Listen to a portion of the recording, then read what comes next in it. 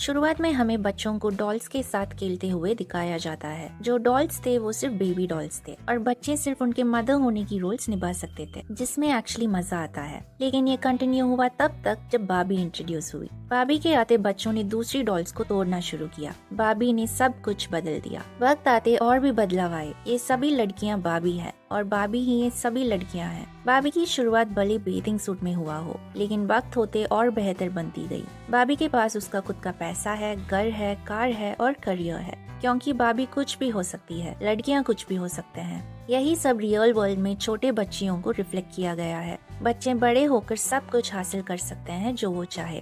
ये सब बाबी के कारण मुमकिन हुआ। फेमिनिज्म और इक्वल राइट्स की सारी प्रॉब्लम सॉल्व हुई। ऐसे ही बाबी सोचते हैं जो बाबी लैंड में रहते हैं। उनकी बबल को कौन बस्ट करना चाहेगा? सभी बाबीज में से एक बाबी जो स्टेरियोटिपिकल बाबी है, हर दिन अपनी बेस्ट जिंदगी जी रही थी। सब कुछ पिंक है। वो खुशी से सभी दूसरी बाबीज को ग्रीट करती है। बाबीज के साथ हम खेलते जरूरी नहीं कि हम स्टैज या डोज यूज करें, सिर्फ उनको उठाना है और कहीं पर भी रख देना है हमारे इमेजिनेशन यूज करके। बाबी कार में जाते स्किपर और मिच को ग्रीट करती है जो उसके फ्रेंड्स हैं। मिच बाबी की प्रेग्नेंट फ्रेंड है जिसको मिटेल ने डिसकंटिन्यू कर दिया था, क्योंकि प्रेग्नेंट डॉल बहुत अजीब लगती है। बाबी का हर दिन अच्छा दिन होता है, लेकिन केन का दिन तभी अच्छा जाता है जब बाबी उसे देखती है।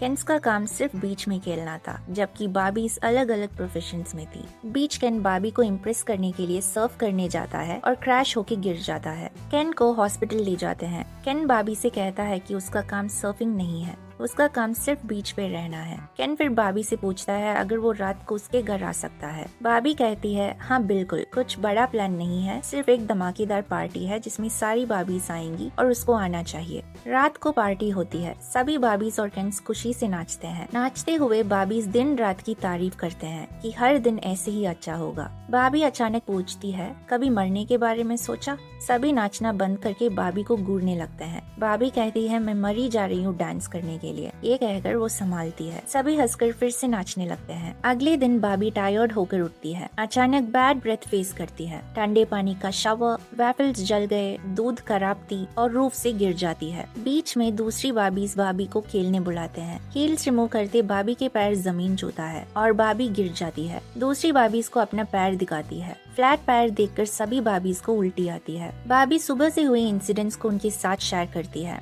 बाबी बोलते हैं कि उसके अंदर कुछ खराबी है। दूसरी बाबी बोलती है कि इस तरह की गड़बड़ी उसने कभी नहीं देखी और ज्यादातर बालों की होती है, और बाबी को वियर्ड बाबी के पास जाने कहती है। बाबी वियर्ड बाबी से मिलने जाती है और अपने पैर दिखाती है। बाबी का पैर जमीन पे देख के वियर्ड बाबी सरप्राइज होकर कहती है कि ऐसा उसने कभी नहीं देखा। वियर्ड बाबी बाबी से पूछती है अगर वो स्टेरियोटिपिकल बाबी थी और बोलती है कि उसका केन बहुत हैंडसम है और उसकी नजर नहीं हटती उससे। उसके बाद बाबी से पूछती है कि उसने आखिर में क्या किया था। बाबी बताती है कि उसने वॉलीबॉल खेला और उसे मरने की ख्याल आए।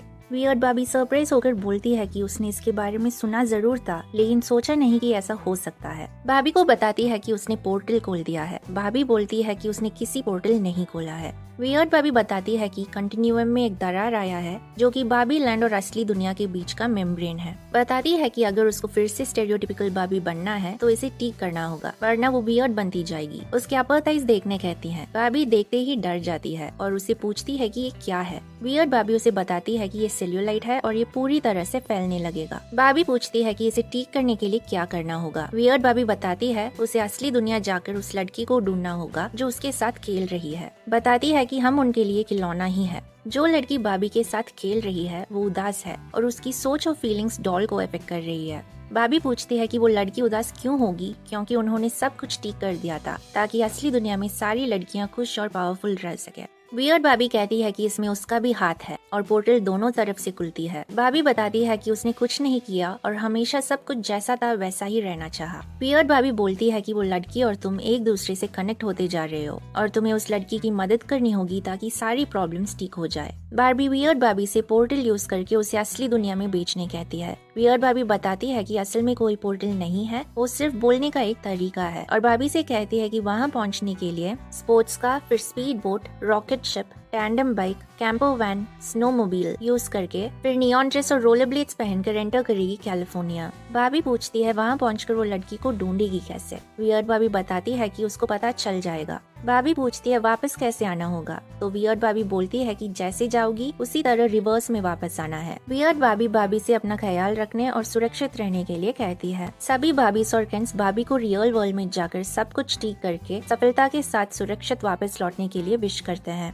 बाबी बोलती है कि वो सबको मिस करेगी। दूसरी बाबीज बाबी को एनकरेज करके भेजते हैं। बाबी बाय बोलकर निकलती है। बाबी खुशी से गाना गाते हुए जाती है। तभी अचानक केन गाते हुए उठता है। बाबी डर जाती है, बोलती है कि उसकी वजह से उसको डिस्ट्रैक्शन होगी। किसी तरह केन बाबी को अपने साथ ले जाने के लिए मनाता है। दोनों आगे बढ़ते हैं असली दुनिया की तरफ। दोनों स्पोर्ट्स कार, फिर speed boat, rocket ship, tandem bike, camper van, snowmobile use करके फिर नियॉन ड्रेस और रोलर ब्लेड्स पहनकर रेंटर करते हैं कैलिफोर्निया। बाबी और केन असली दुनिया पहुंच जाते हैं। बाबी सबको उसकी तरफ देखते हुए देखकर वियर्ड फील करती है। वो पूछती है कि सभी उसको क्यों घूर रहे थे और बताती है कि वो कॉन्शियस फील कर रही है। केन कहता है कि उसको ऐसा नहीं लगता, बल्कि उसको लगता है कि सभी उन्हें एडमायर कर रहे हैं। बार्बी और केन एक कंस्ट्रक्शन साइट पहुंचते हैं जहां बार्बी लड़कियों को एक्सपेक्ट कर रही थी, लेकिन वहां सभी आदमी थे। सभी आदमी बार्बी को देखकर कुछ बोल रहे थे, तो बार्बी उन्हें जवाब देती है कि उसे पता है कि वो डबल मीनिंग में बात कर रहे हैं और उनको बताती है कि उसके और केन के पास जेनिटल्स नहीं है।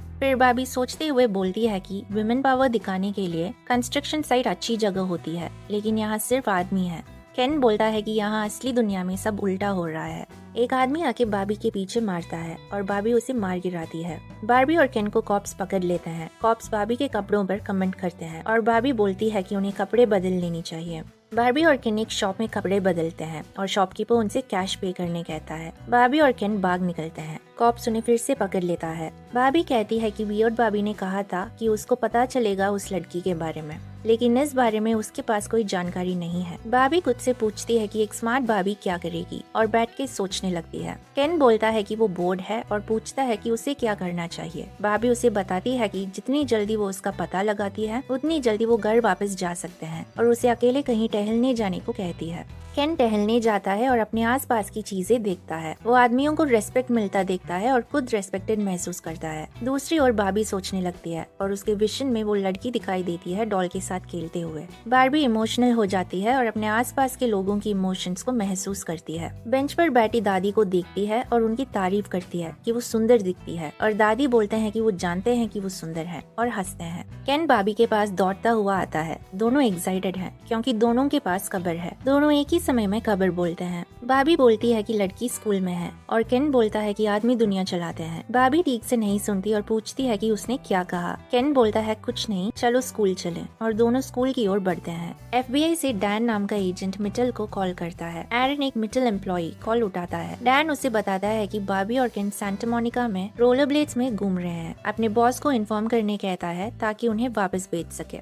एरन अपने बॉस से मिलने जाता है। वो ग्लोरिया के पास आता है जो एक दूसरी मिटल एम्प्लॉई थी। उसके ड्राइंग्स को देखता है। ग्लोरिया कहती है कि उसने अभी रिसेंटली ये अजीब ड्राइंग्स बनाने शुरू किया है। Irrepressible thoughts of death Barbie, full body cellulite Barbie, crippling shame Barbie. बाद में एरन ने उसे कहा कि वो CEO से बात करना चाहता है। ग्लोरिया बताती है कि वो बिजी है और किसी को भी अंदर जाना मना है। एरन अंदर जाता है। बॉस मेल के जरिए खबर बताने कहते हैं, लेकिन एरन बोलता है कि कुछ इम्पोर्टेंट है और पूछता है अगर वो उन्हें फुसफुसाकर बता सकता है। बॉस ठीक कहते हैं। एरन खबर को बताने लगता है। बॉस के कान तक खबर पहुंचते ही उनकी सांस रुक जाती है। बॉस कहते हैं कि स्किपर का मामला फिर से पहले की तरह वापस आ गया है। एरन बताता है कि इस बार ये स्किपर नहीं बल्कि बार्बी है।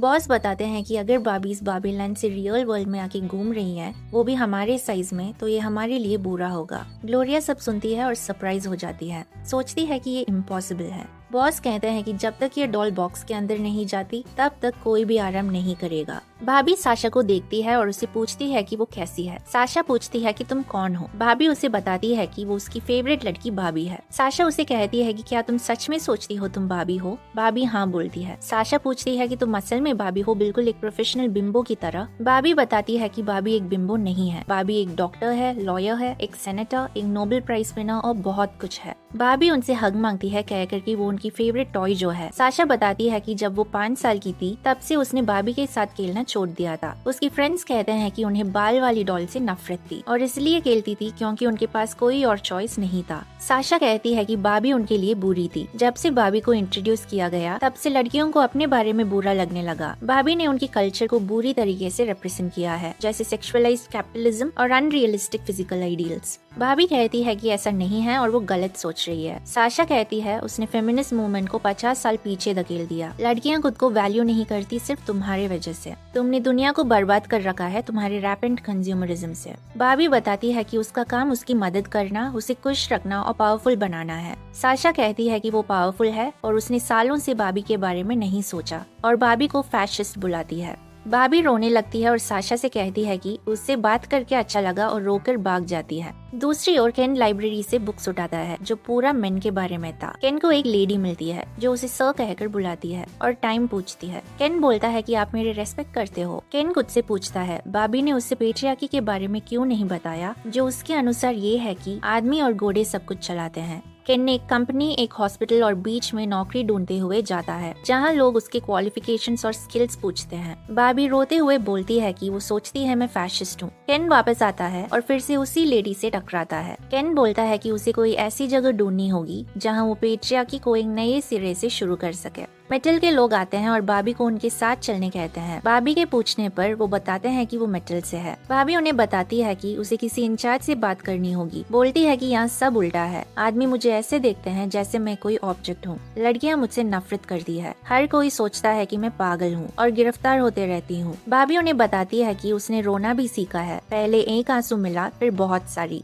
केन मेटल को भाभी को अपने साथ ले जाते हुए देखता है और उस लेडी से पूछता है क्या उसे उस डरावनी बिना निशान वाली ब्लैक ट्रक को फॉलो करनी चाहिए। फिर वो खुद कहता है आप सही हो, वो ठीक है, वो मेटल है। केन कहता है कि वो बाबीलैंड वापस जाएगा और केन्स को बताएगा कि उसने क्या क्या सीखा है। हंसते हुए चला जाता है। साशा की मॉम स्कूल के बाद उसे लेने आते हैं। साशा भाभी को गिरफ्तार होते देखती है। वो बताती है अच्छा हुआ उन्होंने उस नटजॉब को गिरफ्तार कर लिया। वो सोचती है कि वो भाभी है। ग्लोरिया सरप्राइज होकर उसे देखने कार से उतरती है, लेकिन वो चले जाते हैं। भाभी मेटल में एंटर करती है और उस जगह को देखकर खुश हो जाती है जहाँ उसे बनाया गया है। भाभी को सीईओ के पास ले जाते हैं। उसे पीने के लिए कुछ मिनरल वाटर दिया गया है। पीते समय वो अपने ऊपर गिरा देती है और बताती है कि उसे ग्लास में कुछ भी रखने की आदत नहीं है। सभी पड़ते हैं। भाभी पूछती है कि वो स्पेस टाइम कंटिन्यूम की रिफ्ट को कैसे ठीक कर सकती है ताकि वो अपने पैर को ठीक कर सके और उसकी एक सेल्यूलाइट खत्म हो जाए और वो अजीब भाभी में ना बदल जाए। सीईओ कहता है कि वो सब उस टॉपिक पर ही बात कर रहे थे। वो उसे उस जायंट बॉक्स के अंदर जाने कहता है। बताता है कि तुम बाबीलैंड वापस जाओगी और सब कुछ वैसा ही हो जाएगा जैसे पहले था अगर वो बॉक्स के अंदर गई।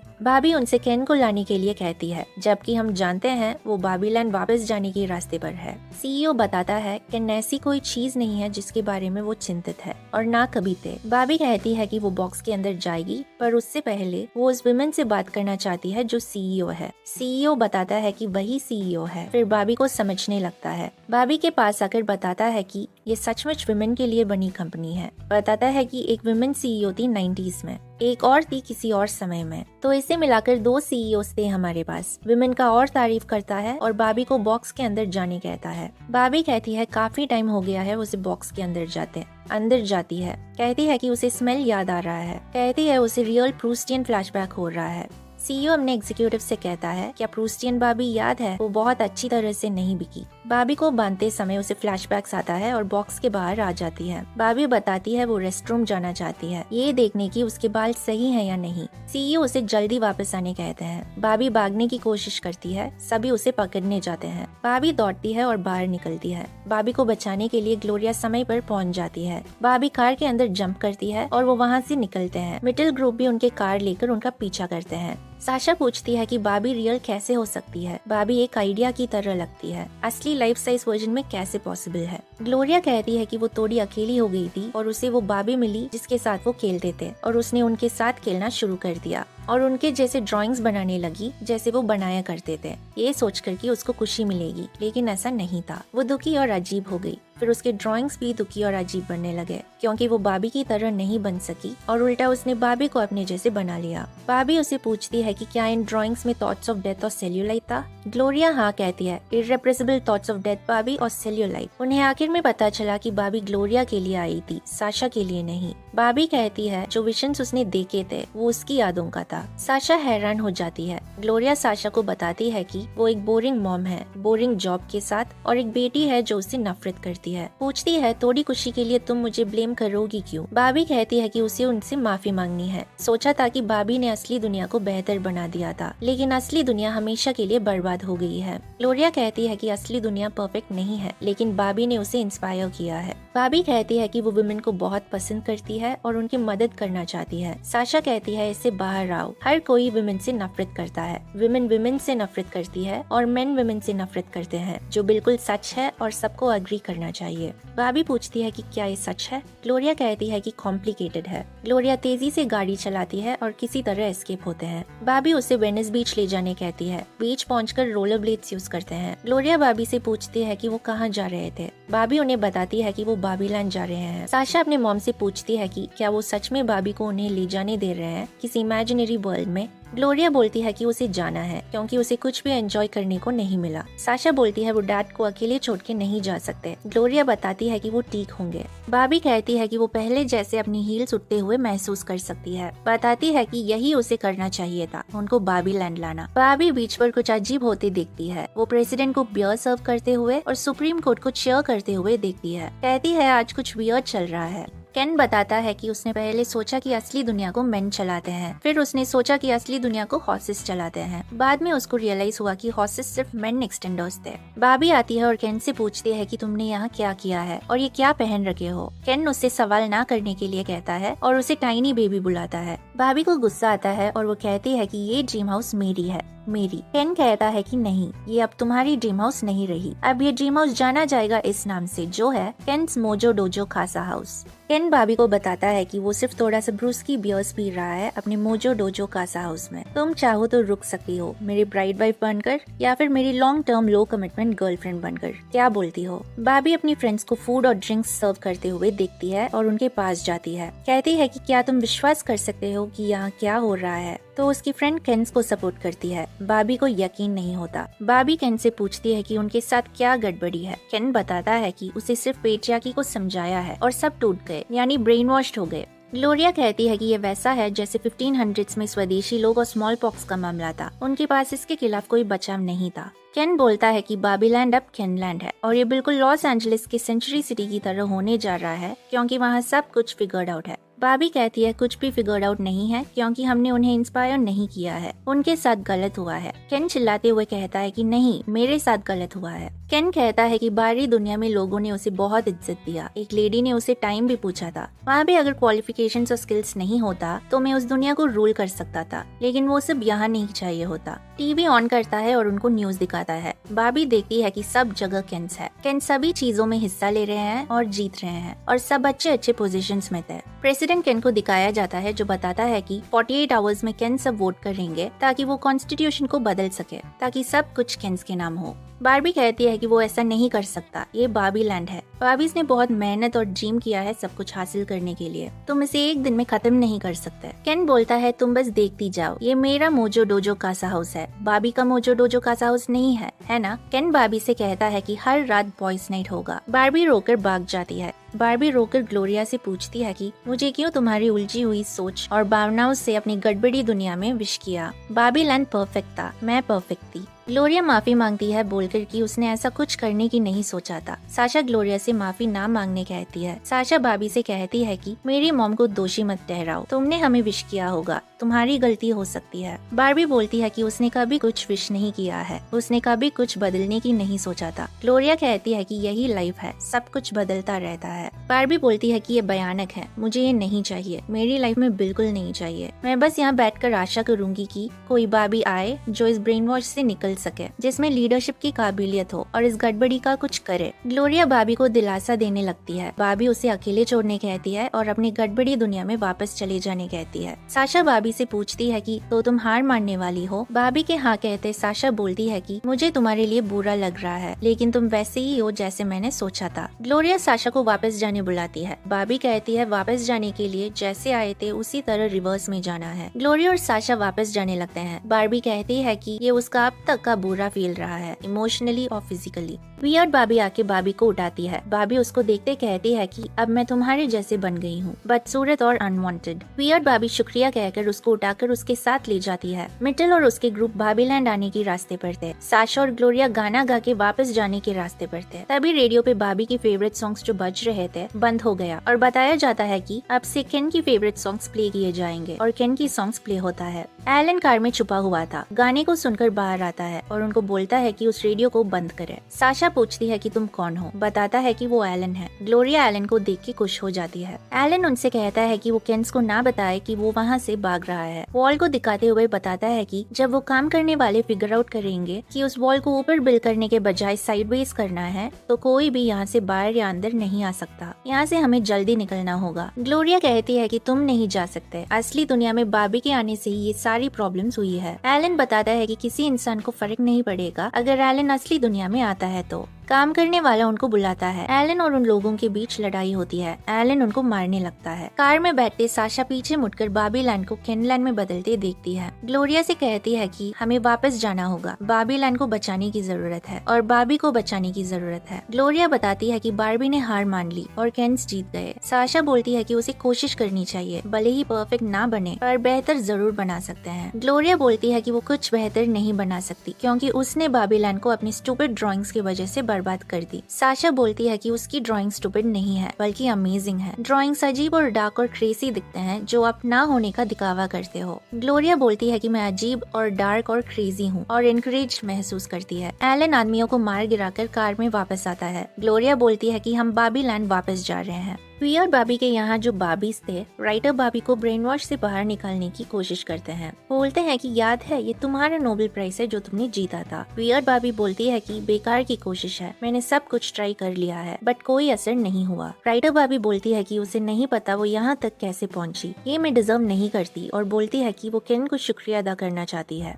वियर्ड बार्बी बार्बी के पास आके पूछती है कि ब्रेन वॉश तुम पे काम क्यों नहीं किया। बार्बी बताती है कि बाहरी दुनिया जाकर सब कुछ जानने की वजह से मैं इम्यून हो गई होंगी। वियर्ड बार्बी बोलती है कि तैयार हो जाओ क्योंकि 48 आवर्स में बार्बीलैंड केनलैंड बन जाएगा। कुछ आवाज सुन के वियर्ड बार्बी को लगता है कि केन्स आ गए हैं। सब छिपते हैं। ग्लोरिया, साशा और एलन आते हैं। वियर्ड बार्बी उनको वेलकम करती है। ग्लोरिया बोलती है कि उसके पास भी एक वियर्ड बार्बी था, हम उनके साथ बहुत खेलकर उन्हें वियर्ड बनाते हैं। ग्लोरिया दूसरे केन्स को देखती है। साशा से कहती है कि ये शुगर डैडी केन और इयररिंग्स मैजिक केन है। जो उसके हाथ में है वो शुगर है और वो उनके डैडी है। इयररिंग मैजिक केन के पास मैजिक इयररिंग है। कहती है कि मिटल ने इन सबको डिसकंटिन्यू किया था, ये सब एक्चुअल केन्स थे। फिर ग्लोरिया बार्बी के पास जाती है, उसे पूछती है कि उसकी परेशानी क्या है। बार्बी रोते हुए कहती है कि मैं पहले जैसी प्रिटी नहीं रही, स्टेरियोटिपिकल प्रिटी नहीं रही। ग्लोरिया बोलती है कि तुम बहुत प्रिटी हो। बार्बी बताती है कि वही नहीं, सिर्फ वही नहीं, मैं इतना स्मार्ट नहीं हूँ कि इंटरेस्टिंग बन सकूं। मैं ब्रेन सर्जरी नहीं कर सकती,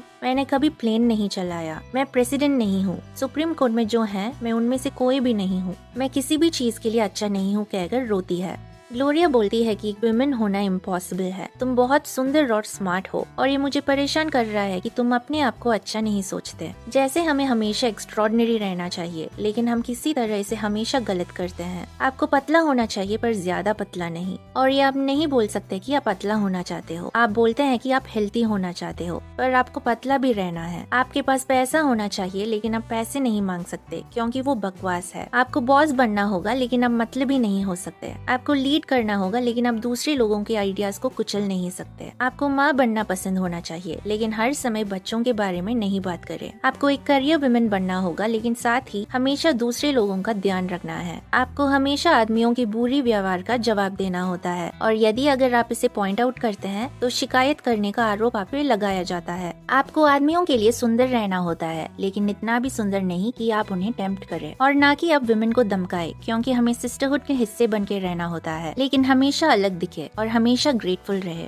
हमेशा बेईमानी से चलती सिस्टम को याद रखना है और इसे स्वीकार करने की रास्ता ढूंढना है, लेकिन साथ ही हमेशा ग्रेटफुल होना होता है। आपको कभी ओल्ड नहीं होना है, कभी रूड नहीं होना है, कभी दिखावा नहीं करना है, कभी सेल्फिश नहीं होना है, कभी गिरना नहीं है, कभी असफल नहीं होना है। बहुत मुश्किल होता है और आपको कोई आके मेडल नहीं देता या शुक्रिया नहीं बोलता, और वास्तव में ये है कि ना केवल आप सब कुछ गलत कर रहे हैं बल्कि सब कुछ आपकी गलती है। ग्लोरिया फिर बोलती है कि मैं खुद को और हर दूसरी वुमेन को खुद को बंधन में बंधते हुए देख बहुत थक गई हूँ ताकि लोग हमें पसंद करें। ग्लोरिया बाबी से बोलती है कि अगर ये सब जो मैंने कहा एक डॉल के साथ भी हो रहा है जो वुमेन को रिप्रेजेंट कर रही है, तो मुझे पता नहीं कि क्या करना है। इस सब को सुन के राइटर बाबी ब्रेन वॉश से बाहर आती है। वो बताती है कि उसे याद है कि उसने एक बुक लिखा था, ऐसा है जैसे मैं एक सपने में थी जहाँ मैं Jack Snyder cut of Justice League में थी, लेकिन आपने जो कहा उससे मैं बाहर निकल आई। वियर्ड बाबी राइटर बाबी को देखकर बोलती है कि ये वापस आ गई है। बाबी बताती है कि हमें इस पेट्रियार्की के खिलाफ आवाज उठाना चाहिए। आवाज उठाने से हम इस पावर को उनसे छीन सकते हैं। बाबी ग्लोरिया को बताती है कि उसे ये सब दूसरी बाबीज को सुनाना होगा ताकि हम उन्हें वापस ला सके।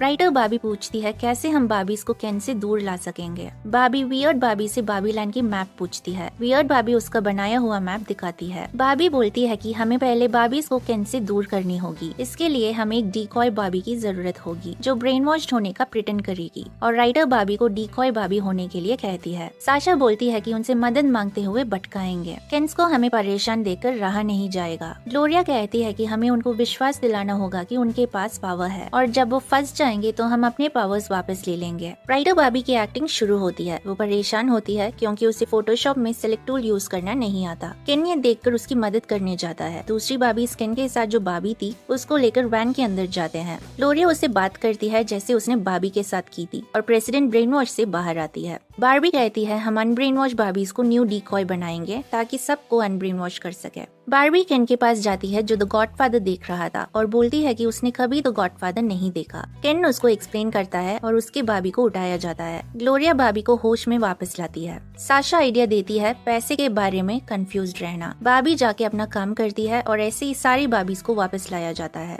फिर सभी बाबीज प्रिटेंड करने की कोशिश में थे कि वो आदमियों से नीचे हैं। इसके लिए साशा उन्हें old stand by style use करने कहती है। स्पेक्स पहने ताकि वो डिस्कवर कर सके कि आप प्रिटी हो। बाबी जाके परेशान होने की एक्टिंग करती है, कहती है कि वो प्रिटी नहीं है। केन उसके स्पेक्स रिमूव करके बताता है कि अब तुम्हारे इस ब्यूटीफुल चेहरे को हम देख सकते हैं। ग्लोरिया बोलती है एक दूसरी तरीका है प्रिटेंड करने की। आप प्रिटेंड कर सकते हो कि आप स्पोर्ट्स में बहुत बुरे हो। सभी बाबीज प्रिटेंड करते हैं कि उनको खेलना नहीं आता और दूसरे केन्स बाबी से कहकर आते हैं कि मैं दिखाता हूँ। बाबी कहती है कि हम ऐसा तब तक करेंगे जब तक सभी बाबीज डीप्रोग्राम्ड होंगे और हम तैयार होंगे बाबीलैंड वापस लेने के लिए। वियर्ड बाबी कहती है कि कल केन्स वोट करेंगे कॉन्स्टिट्यूशन को बदलने के लिए। हमें वहाँ पहले पहुँचना होगा। साशा कहती है कि हमारा प्लान का फाइनल स्टेज है कि हम केन्स को एक दूसरे के खिलाफ करें ताकि वो खुद की पावर्स को क्वेश्चन करे। बार्बी ग्लोरिया से पूछती है कि ये काम नहीं करेगा तो क्या इसके बाद वो मुझे पसंद करेगा। वो बहुत अपसेट था। ग्लोरिया बोलती है कि वो तुम्हें पसंद करता है और क्योंकि उसे पता है तुम उसे वैसी पसंद नहीं करती जैसे वो करता है। बार्बी बोलती है कि इसका मतलब ये नहीं कि मैं उसे तकलीफ दूं।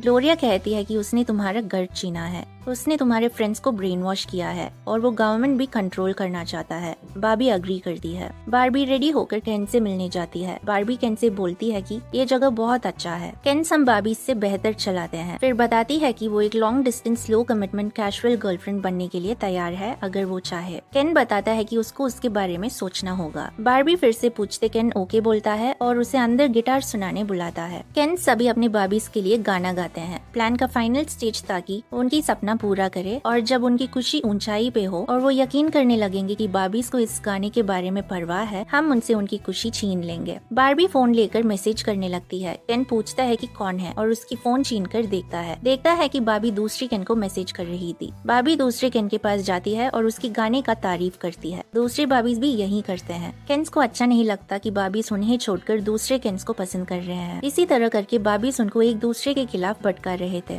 और प्लान ये है कि जब वो एक दूसरे से लड़ेंगे बाबीज बाबीलैंड वापस हासिल करेंगे। बीच केन और उसके केन फ्रेंड्स प्लान करते हैं दूसरे केन्स को हराने। बीच केन बोलता है कि हम वॉर करेंगे दूसरे केन्स के खिलाफ। केन फ्रेंड पूछता है कि हम किस चीज से लड़ेंगे, हमारे पास गन्स नहीं है। केन बोलता है कि हम टेनिस रैकेट्स, वॉलीबॉल और थप्पड़ों की लड़ाई लड़ेंगे। केन्स गाना गाते हुए बीच पर वॉर के लिए निकलते हैं। लड़ाई शुरू होती है। इनकी लड़ाई बहुत मजेदार तरीके से होती है। दूसरी ओर बाबीज उन्हें देखते हैं, बोलते हैं कि वो अब खुद को डिस्ट्रॉय करेंगे। वियर्ड बाबी बोलती है, मुझे लगता है हमें कॉन्स्टिट्यूशन को वापस लेना चाहिए। दूसरी बाबीज खुशी से हाँ बोलती हैं। सीईओ फाइट के दौरान बाबीलैंड पहुंचता है, बोलता है कि असल में ये हॉर्नेट्स नेस्ट की तरह लग रहा है। उसके आदमी पूछते हैं कि क्या रियल वेपन्स यूज करा जा रहा है यहाँ। सीईओ बोलते हैं नहीं। बीच केन और राइवल केन एक दूसरे के साथ डांस के जरिए फेस ऑफ करते हैं। दोनों सॉन्ग पे डांस करते हैं। गाने का खत्म होते ही एक केन बीच केन के पास आके पूछता है कि क्या उन्हें आज वोट नहीं करना चाहिए था कॉन्स्टिट्यूशन को बदलने। केन को याद आता है। दूसरी ओर बाबीस अपने बाबीलैंड वापस लेते हैं और खुशी से नाचने लगते हैं। केन्स वापस आते हैं।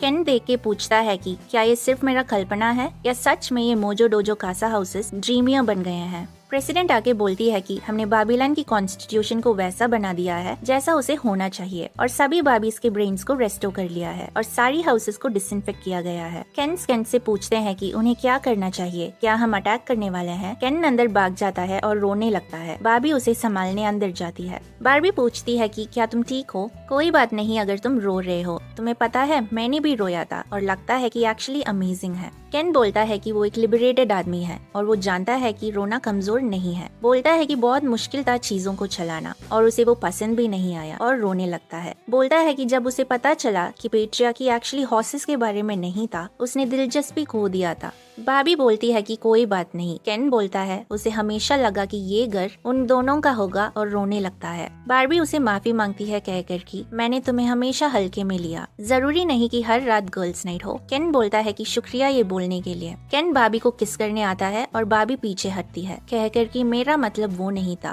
केन बोलता है उसे पता नहीं है कि वो उसके बिना कौन है। बाबी कहती है कि तुम केन हो। केन बोलता है पर हम बाबी और केन हैं, सिर्फ केन नहीं है, इसलिए मुझे बनाया गया था। मैं केवल तुम्हारी निगाहों में जीता हूँ। बारबी कहती है कि शायद ये पता लगाने का समय आ गया है कि केन कौन है। केन बोलता है उसे लगता है कि अब उसे पता है और बाबी को हक करता है। बाबी बोलती है कि नहीं, ये जवाब नहीं है। केन खुद को थप्पड़ मार के गिर जाता है। बोलता है कि मैं बहुत स्टूपिड दिखता हूँ। दूसरे केन्स बोलते हैं कि वो बहुत कूल दिखता है। बारबी केन से बोलती है कि अब तुम्हें पता लगाना होगा कि मेरे बिना तुम कौन हो। केन पूछता है क्यों। बारबी कहती है कि तुम अपने गर्लफ्रेंड नहीं हो, तुम अपना घर नहीं हो, तुम अपने मिंक नहीं हो। केन पूछता है बीच। बारबी बोलती है तुम बीच भी नहीं हो सकता है कि वो सभी चीजें जिनके बारे में तुमने सोचा खुद को बनाया है जो वास्तव में तुम नहीं हो। शायद ऐसा बोलना चाहिए कि ये बाबी है और ये केन है, बाबी और केन नहीं। केन बोलने लगता है कि मैं केन हूँ। सभी केन्स बोलने लगते हैं कि मैं केन हूँ। केन उसके मिंक को फेंकता है और कहता है कि मैं चाहता हूँ ये तुम्हारे पास हो। केन बोलता है कि हम लड़ रहे थे क्योंकि हम नहीं जानते थे कि हम कौन हैं। केन स्लाइड करते हुए आता है कहकर कि मैं केन हूँ। सीईओ बाहर आता है और कहता है कि केन सही है, एक लीडर होना बहुत मुश्किल की बात है। सीईओ मिच को देखकर डर जाता है, बताता है कि मुझे लगा हमने इसे डिसकंटिन्यू कर दिया है। क्या आप जानते हैं कि मैंने कितनी बार बोर्ड मीटिंग में खड़ा होकर ये कहना चाहा है कि क्या हम एक दूसरे को गुदगुदी कर सकते हैं। आइए कंपनी रिट्रीट करे और एक दूसरे को गुदगुदी करे। कहकर सभी एक दूसरे को गुदगुदी करते हैं। लेकिन बाबी इसको शुक्रिया, सीईओ होते हुए भी अब मैं अपने अस्तित्व के इस भारी बोझ से छुटकारा पा सकता हूँ और हम बाबीलन में हर चीज को बिल्कुल उसी तरह बहाल कर सकते हैं जैसे वो था।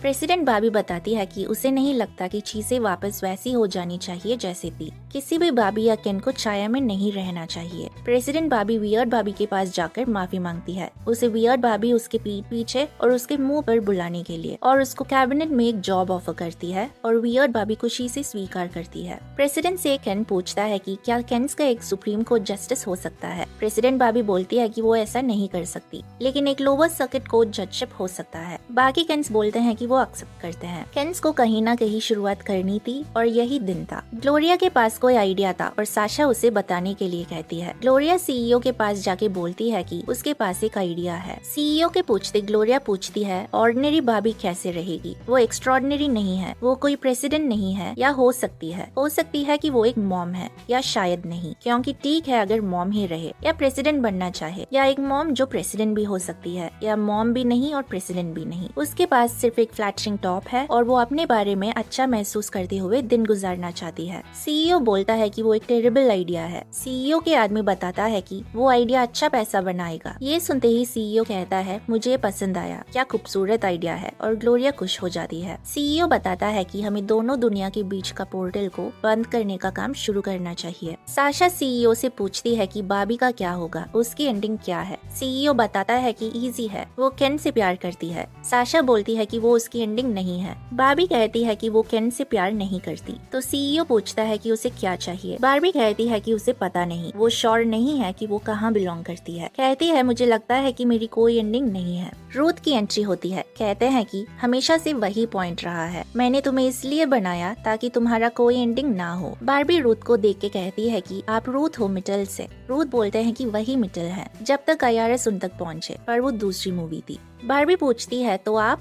रूथ बोलते हैं कि वो रूथ हैंडलर हैं, बाबी के इन्वेंटर। सभी सरप्राइज हो जाते हैं। सबको सरप्राइज देकर रूथ पूछते हैं कि क्या आपको लगता है जिसने बाबी को इन्वेंट किया है वो बाबी की तरह दिखता होगा? हंसते हुए बोलते हैं कि मैं एक 5 फुट का ग्रैंडमा हूँ, डबल मैस्टेक्टमी और टैक्स एवेशन इश्यूज के साथ। बाबी के अलावा कोई भी बाबी नहीं दिखता। बार्बी बोलती है कि मैं बाबी जैसे महसूस नहीं करती। रूथ बाबी को उनके साथ चलने कहती है। सभी लोग बाबी को बाय वेव करते हैं। केन शुक्रिया अदा करता है। बाबी बताती है कि मैं श्योर नहीं हूँ कि मुझे अब क्या करना चाहिए। मैं हमेशा स्टेरियोटिपिकल बाबी रही हूँ और मुझे नहीं लगता कि मैं किसी चीज में अच्छी हूँ। रूथ बोलते हैं कि उसने बाबीलन को पेट्रियार्की से बचाया है। भाभी जवाब देती है कि वो बहुत हद तक ग्रुप एफर्ट थी। रूथ बोलते हैं कि तुमने उस माँ और बेटी को कनेक्ट होने में मदद की। भाभी जवाब देती है कि उन्होंने एक दूसरे की मदद की। रूथ बोलते हैं हो सकता है कि तुम सेल्फ एफेसिंग बाबी हो। बाबी बोलती है कि शायद मैं अब बाबी नहीं हूँ। रूथ पूछते हैं कि क्या तुम समझते हो कि इंसान का केवल एक ही एंडिंग है? आइडियाज हमेशा के लिए जिंदा होती है लेकिन ह्यूमंस उतने नहीं। एक ह्यूमन होना काफी अनकंफर्टेबल हो सकता है। ह्यूमंस पेट्रियार्की और बाबीज जैसी चीजें इसलिए बनाते हैं ताकि अनकंफर्टेबलनेस को निपटा जा सके